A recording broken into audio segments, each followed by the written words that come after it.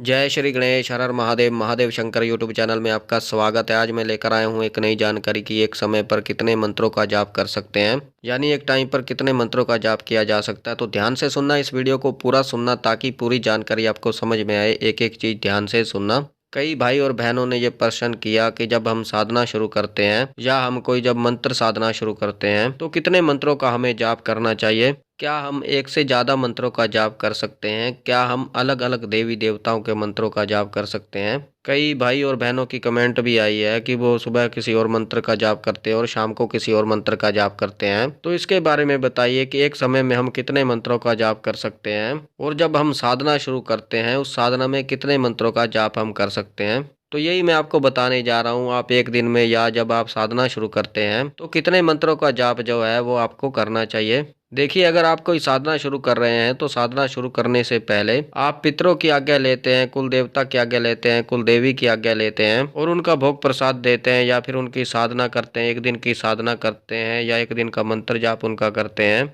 11 माला, 21 माला, 1 माला, 5 माला, वो आपकी इच्छा के अनुसार है। तो साधना करने से पहले तो आप पितरों के मंत्र का जाप कर सकते हैं, कुल देवता के मंत्र का जाप कर सकते हैं, कुल देवी के मंत्र का जाप कर सकते हैं और अपने इष्ट देव का मंत्र का जाप कर सकते हैं। आप किसी अन्य देवता की अगर साधना कर रहे हैं, उसी प्रकार से अगर आप जब हवन करते हैं तो हवन में भी जो आहुति हम डालते हैं वो पितरों के मंत्र से आहुति डालते हैं, कुल देवता के मंत्र की आहुति डालते हैं, भगवान गणेश के नाम की आहुति डालते हैं मंत्र जाप करके, और क्षेत्रपाल जो होते हैं उनके नाम की आहुति डालते हैं। तो आप हवन करते हैं तो उस समय आप मंत्रों का जाप करते हैं। ये आपके ऊपर निर्भर करता है कि आप 5 आहुतियां डाल रहे हैं या एक मंत्र की जो है एक माला की आहुति डाल रहे हैं, या फिर आप 7, 11, 21 आहुतियां आप डाल रहे हैं। पर जब आप इस तरीके की साधना करते हैं, जब आप हनुमान जी की कोई साधना करते हैं तो भगवान हनुमान जी की साधना में भगवान राम का मंत्र ओम राम रामाय नमः, इस मंत्र की एक माला 5 माला शुरुआत में करनी होती है। तो उस प्रकार एक राम जी के नाम की माला होगी और हनुमान जी के मंत्र की जाप की एक माला हो गई।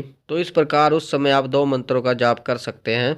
उसी तरह जब आप किसी मंत्र का जाप शुरू करते हैं तो आप उससे पहले गुरु मंत्र का जाप करते हैं, और पहले आप गणेश मंत्र का जाप कर सकते हैं, रक्षा मंत्र का जाप कर सकते हैं। और अगर आपका कोई गुरु नहीं है तो आप भगवान शिव के मंत्र का जाप करते हैं, ओम नमः शिवाय मंत्र का।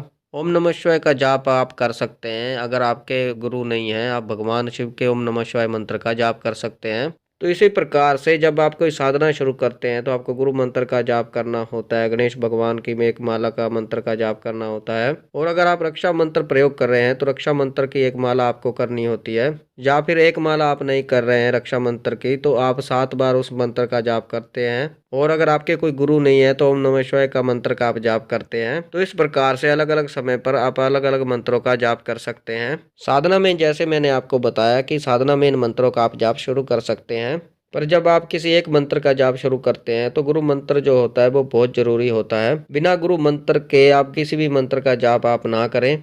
अगर आपका कोई गुरु है तो उन्होंने आपको कोई मंत्र जरूर दिया होगा, गुरु मंत्र दिया होगा, तो गुरु मंत्र का जाप करें पहले, कोई भी मंत्र जाप करने से, कोई भी साधना करने से पहले। क्योंकि गुरु की सहायता से, गुरु मंत्र की सहायता से, गुरु मंत्र की ऊर्जा की सहायता से जो भी मंत्र आप करते हैं वो बहुत जल्दी जागृत होता है, और जागृत होने के बाद वो मंत्र बहुत जल्दी सिद्ध होता है, फलित होता है, और वो मंत्र कार्य करना शुरू कर देता है। तो अगर आप भी कोई मंत्र कर रहे हैं तो इस प्रकार से मंत्र जाप कीजिए। आप अलग अलग समय पर मंत्र जाप कर सकते हैं। जो भी आप मंत्र जाप शुरू करने वाले हैं, साधना शुरू करने वाले हैं, जो आवश्यक मंत्र होते हैं उससे पहले करने वाले, वो आपको जरूर करने चाहिए। रक्षा मंत्र हो गया, गुरु मंत्र हो गया, गणेश जी का मंत्र हो गया, उसके बाद ही आपको मंत्र जाप शुरू करना चाहिए। चाहे आप कोई भी मंत्र जाप कर रहे हो, अगर आप अपने इष्ट देव के अलावा किसी और देवता का मंत्र जाप कर रहे हो तो आपको इष्ट देव के नाम की भी एक माला का मंत्र जाप करना चाहिए। तो ये थी छोटी सी जानकारी, बहुत ही महत्वपूर्ण जानकारी है। हमारे भाई और बहन इस प्रकार जिनका प्रश्न था कि साधना काल में कितने मंत्रों का जाप कर सकते हैं, तो आप इस प्रकार से मंत्र जाप कर सकते हैं जो मैंने आपको ये जानकारी दी है इस वीडियो में। तो अगर आप भी मंत्र जाप कर रहे हैं तो इस प्रकार से मंत्र जाप कीजिए। तो बाकी मुझे विश्वास है कि ये जानकारी आपको समझ में आई होगी, पसंद आई होगी। अगर आप हमारे चैनल पर नए हैं तो चैनल को सब्सक्राइब कीजिए और बेल आइकन को दबाइए ताकि हमारी जो नई जानकारी आए वो सबसे पहले आपको प्राप्त हो। ज़्यादा से ज़्यादा इस वीडियो को शेयर कीजिए और लोगों तक, ताकि उनको भी समझ में आए वो मंत्र जाप करते समय कितने मंत्रों का जाप कर सकते हैं। कोई भी मंत्र जाप शुरू करने से पहले, कोई भी साधना शुरू करने से पहले किन किन मंत्रों का जाप करना आवश्यक होता है और क्यों आवश्यक होता है, क्या कारण है, ताकि वो भी अगर कोई मंत्र जाप कर रहे हैं तो गुरु मंत्र और गणेश जी का मंत्र और रक्षा मंत्र का जाप वो पहले करें, ताकि जो मंत्र है उनका वो जागृत हो और उनको पूर्ण फल प्राप्त हो। लाइक करें, कमेंट में हर हर महादेव अवश्य लिखें। मैं महादेव और माता पार्वती जी से ये प्रार्थना करता हूँ कि आप पर सदैव कृपा बनाए रखें, आप खुश रहें, आपका परिवार खुश रहे, आपकी हर इच्छा पूरी हो, आपके सारे कार्य सिद्ध हो, आपकी सभी मनोकामनाएं पूर्ण हो। भगवान भोलेनाथ और माता पार्वती जी आप पर सदैव कृपा बनाए रखें। तो हम मिलते हैं एक नई जानकारी के साथ, तब तक के लिए हर हर महादेव, हर हर महादेव, हर हर महादेव।